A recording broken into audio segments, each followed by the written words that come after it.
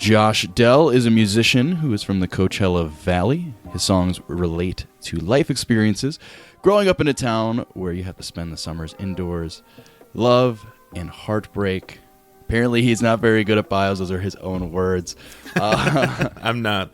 Today, I have Josh on the phone here on 5 Songs with Friends. Josh, how you doing today, man? I'm doing really well. I've just been working on some songs for other people right now. So very cool. I write for other people and stuff, too. Awesome. So what percentage of the songs that you write are for yourself versus for friends or other artists you're working with? I'd say right now it's probably like 80-20. I'm writing a lot for other people right now, other artists, doing a lot of things outside of my own genre, which is kind of Americana, grassroots type things. You know, it gets grouped into country, the stuff I do, but I wouldn't necessarily call it country music. But yeah, I'm doing everything from like R&B things to EDM to, you know, like pop punk type things. So it's like I try to just like That's awesome. Yeah, I love to write, so I'm just like always writing for people. You know, I'll have people hire me to do that, so I enjoy it a lot. Very cool. Yeah, and like listening to your music, it sounds like there's obviously a lot going on instrumentally and stuff. So do you play a bunch of different instruments? And like, if so, what is kind of your main instrument? I play guitar. You know, I play acoustic and electric live, and I'll track some too. But I am surrounded by so many great musicians who do it better than me. So like a lot of my EP and everything like that is a lot of friends who have played for major artists, but we're just buddies, so they like play on the record and they love the music too. So it works when we all click together live. But I play guitar mostly. Okay, awesome. And obviously you're a singer. You've got an amazing voice. So can you tell me a little bit about? Thank you. You know, how you got started. Like, what's the origin of the current music that you're putting out under your solo name? Yeah, I mean, like, I had like a teacher who used to hang out after school and in 3rd grade and like just volunteer his time to teach kids guitar. So that was like my first like go-to thing, and I like learned some hymns and things like that, and those were like the first songs I played. But yeah, I mean, growing up in the desert, the summers are like 120 something degrees, so like you don't spend a lot of time outside. Even at like nighttime, it's like 90 something degrees. It's like, it's miserable. You wouldn't necessarily want to live there all the time. It's very seasonal. So, I mean, I spent a lot of time playing and writing and doing things like that in the summer when we had to just kind of stay indoors with air conditioning or you're in the pool, one or the other. And I think I got inspired on this last record to just kind of write about experiences. In the desert, I had a lot of friends who ended up getting hooked on a lot of different harder drugs. And I think that's something to do with not being able to go outside and spending a lot of time indoors and trying to kill time. And you're always looking for ways to kill time.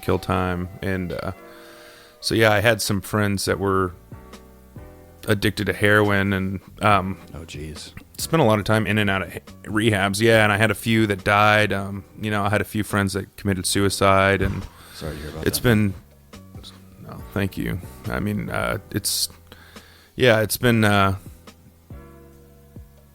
don't know, I would say now I hate to say this, but I feel like now you kind of get used to it in some regards, you know what I mean? Like, it just like the sting is taken out of it a little bit. Like, I just lost another friend like this last year to suicide, and it's you know, it's a bummer for sure. Like, yeah, but music has been one of those things. It's like, I think if I didn't have it, I would try to find another way to process it, but it's been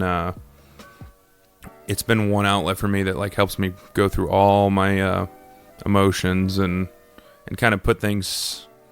I get to kind of look at it from the outside in when I get to make it in a song, you know? Yeah, absolutely. I mean, dude, there's nothing more therapeutic than music, in my opinion, right? Whether it's listening, playing, or performing it. So I agree, man. I mean, even down to like, you get to see. I mean, there's talks about like how Egyptians used to use sound for healing and things like that. Like there's something like you feel it, like when you hear a song that relates to you and like, or you hear it like a musical part or something like that. Like there's nothing that can like beat that. And I think there's something there with music for sure. Yeah, there's just some way like that our brain connects with the noise, you know, combined with especially really thoughtful lyrics. I mean, it just cuts through emotion unlike really any other medium, in my opinion.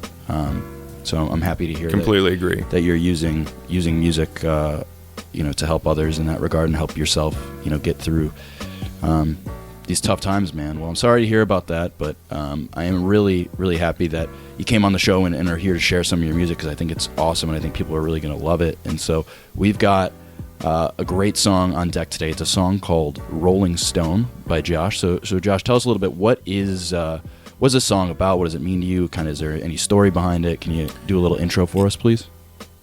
Yeah, I mean, I had a friend that he was with this woman who she's awesome. She just was a free spirit, you know. She was always on the go, and she couldn't really do the traditional relationship thing. I actually had a blog misquote me and say it was about, I won't say the blog's name, but it was about my wife leaving me. But it's not. My wife and I are still together. Nice. And yeah, but it's about a free-spirited woman that my friend was dating, and yeah, but I think he, you know, in the end, the conclusion is like the most loving thing you can do is let that person be who they are, and let them be free, you know, in a sense. Not that it's his position to let her be free, but I mean, you know, if you love something, set it free, and if it comes back, it's yours, or something like that, you know. Right, so that's right. kind of the idea of the song. Okay, awesome. Well, here it is. This is a song called Rolling Stone by Josh Dell. Pretty baby, you know you're good enough. You drive me crazy, but that's just what I love. You don't need me, but it makes me want you more. Try to get you to stay, but you're ready for the door. I know you're my rolling stone, never knowing where you're going or where you're going. At night I think about if you're ever coming home. You're my rolling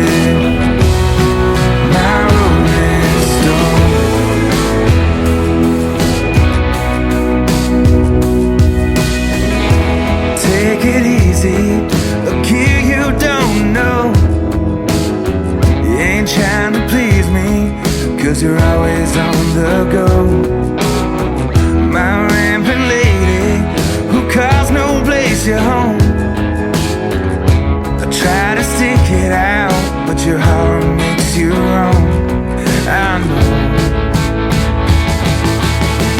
you're my rolling stone, never knowing where you're going or where you're going.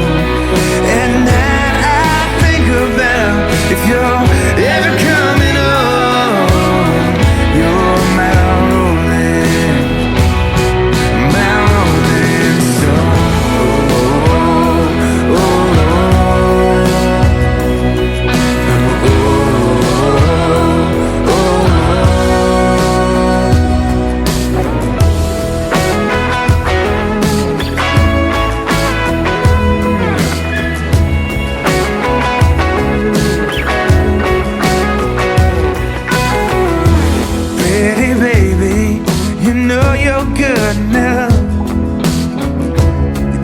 Crazy, but that's just what I love.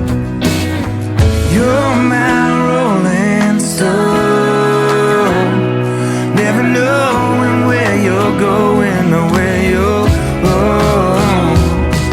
And now I think about if you're ever coming home.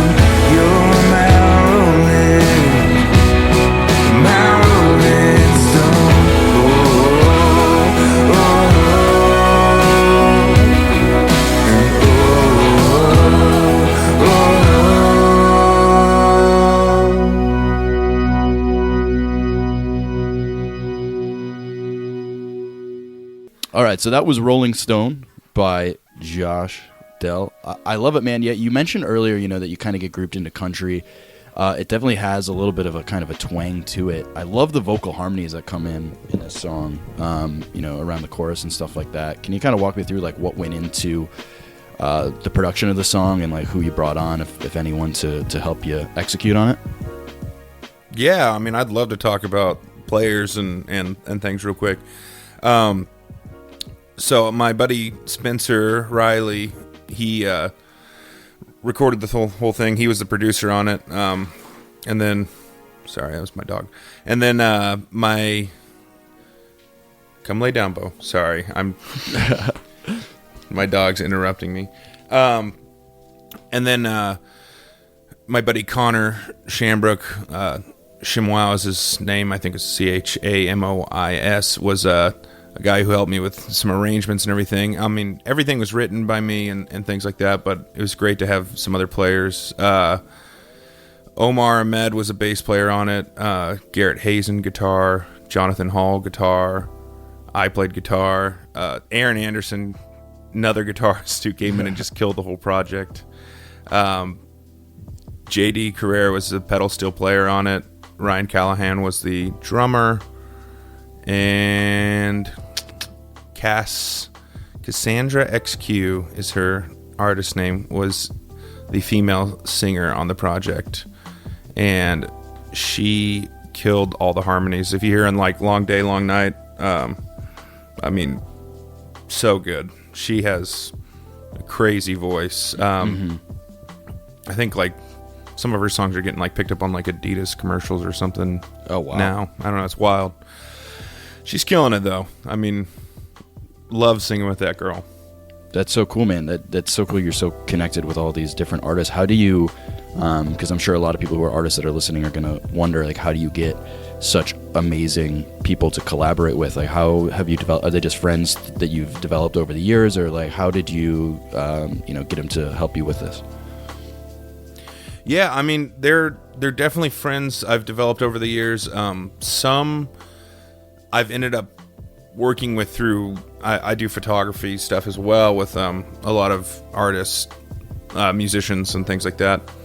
So some are through that, and it kind of all grouped back into music. And then some I've just known for like a long time, and I was like, hey, I'm working on this project. Do you want to hop on it with me? And like, people were so stoked to hop on it. So I just kind of showed them the songs, and it went from there. But I mean, it's crazy going from, I knew all these people, but I didn't plan to play music ever again. I kind of quit for like 3 or 4 years. I stopped playing altogether. Oh, wow. Were you just getting pulled in different directions and different interests, or was there a reason kind of behind it? I mean, I think it was one of those things where some of the passion got sucked out of it for me, because I was like, I need to make money like right now. And it was one of those things, like, now that I look back, I'm like, oh, I was like right on the cusp of something, and then I just switched directions completely and built something else up for like a few years, my photography career. And then I realized, I'm like, oh, like, I need to go back to this. There's actually like a huge hole in my heart that like I thought I could fill with something else, but it just doesn't give me the same conviction that so like music does. During that time period, did you just put down music completely, or were you still kind of like messing around in your free time, or was it just I actually, like, I owned a few pianos, and I owned like over like 10 or 12 guitars, and I sold everything. I was like, I'm done. Yeah, I'm not doing this anymore. Like, and it's so weird because like sometimes like your friends or like the people around you are like some of the last people to support you. And I guess that was like one of those things I was feeling. I was taking things very like personal, in the way of like, like, oh, I'm playing a little show and no one's coming out or anything like that. And then like, I realized like, you kind of have to be your own biggest fan in this, and like, know, like, this is what you're called to do. Like, this is your thing, regardless if other people around you are getting on board with it or not. I mean, it's, Yeah, that makes a lot of sense. I mean, you hear of this kind of situation all the time. Like, someone puts out a new record, some major person puts out a new record, and everyone's all about it. Kanye puts out a record, and all your friends are sharing it and things like that. And like you put half of a year into a project you're working on, you get like a few people who talk about it and something like that. Even though it's like, I mean, not Kanye's a genius, and I guess, but in his own regard, but like a lot of those songs are samples and things like that, so it's a little easier, but there's a hype built around it, so it's like you basically have to just create this own hype for yourself that that you believe in, so you inspire others to believe in it. Yeah, it's interesting. Have you experimented at all? Because one of the kind of popular things today with all the different kinds of streaming and things like that is it seems like some artists are, like releasing one single a week or like one single a month instead of doing like a long form LP type of release. Have you experimented with that? And if so, have you like had any learnings or anything like that? I was going to do that on this last EP that I released, Old Crow. But I had a weird like conviction about it. Like, this is a whole story. Like, this is a whole project of surrounded about like times growing up in the desert and things like that. So I released one single. I released Rolling Stone. Then I just put everything out at a weird time too. I put it out in like the middle of December, like right next to Christmas. It's not exactly a Christmas record. Gotcha. Yeah, that's interesting.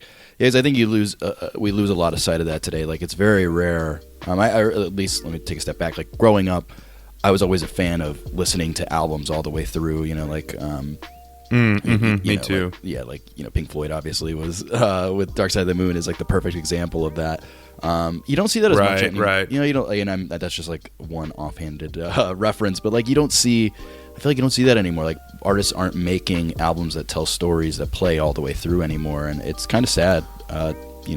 Yeah, I think we're just like, artists are going for like the hot words, the keywords, that are like, you put them into a jumble machine and like you just pull out certain words and you're like, all right, this is a song now. You see that so much in mainstream country. Oh my gosh, it's like, yeah. It's like, dude, like, how many more songs can we have with beer, truck, my girl, my dog? Like, yeah. I think we're good. I think we have enough of those songs now. Yeah, yeah, for sure. Well, I appreciate you taking the a different approach and kind of going back to what's true to you and telling a story through the entire album. So, is the album out, by the way? Yeah, it came out in December 14th, Old Crow EP. You can stream it by Josh Dell. You can stream it anywhere you listen to music.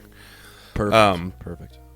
But yeah, I mean, sorry, back to your thing about sticking to what's true. It's like, I think that is so much more important now than anything in music to tell your story, to tell what's true. Because all this other stuff is like, all this other keyword stuff or whatever, it's like a bottle rocket, like it's a big explosion, but like it lasts for like a second. So I think in order to like Dark Side of the Moon, things like that, like if you're not writing about experiences and things that are true, then it's like, it's a big explosion and then nothing to follow. Yeah, that makes a lot of sense, man. Well, great stuff. Out there in Southern California, what are there? I know you mentioned a bunch of artists that you've collaborated with. Are there any other ones, that are kind of under the radar? Maybe one or two of your favorite artists to play with, or something like that you think people should know about, that people should check out? Ooh, good question. Yeah, I mean, I would say like my writing partner who played keys on my record and helped me with arrangements and everything, I would say he's a low-key genius. His name's ShamWow. Like, our musical genres are nothing alike, but the guy is vocally insane. The chord progressions he chooses are insane. Like, hands down, one of my favorite people to do music with. I'm trying to think of a couple other people. DCR Pollock is great. Let me think. I'm trying to think of some other people. I don't know. There's a lot of great people I've played with and will continue to play with. Awesome. Yeah. So yeah, no discredit to anyone you're leaving out here. I'm sure you've got a exactly. stable of Yeah, awesome that's like people. my record. I'm sure I left a couple people off who helped, and thank you so much if you're listening. Awesome. I'm sorry, I just have a bad memory. It's all right. I think people will give you a little bit of credit, Josh. So let's wrap it up here, man. Where can people follow you? I mean, you said your music's on all the different platforms. Instagram, can you kind of give people Yes. some places to check out? Instagram is my big one that I use a lot. It's at Josh Dell, Josh Del, just one L. Please follow me on Spotify, Josh Dell again.